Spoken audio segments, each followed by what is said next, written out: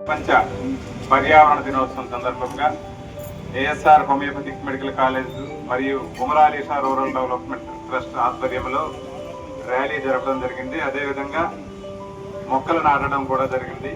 దీని ప్రాముఖ్యతని ర్యాలీలో చెప్పడం జరిగింది. ఇందులో పాల్గొన్న ప్రతి ఒక్కరికి కూడా ధన్యవాదాలు. ఆర్గనైజ్ చేసిన వెంకటరత్నం గారికి, మిగతా సభ్యులందరికీ కూడా హృదయపూర్వకంగా ధన్యవాదాలు తెలియజేసుకుంటున్నాను.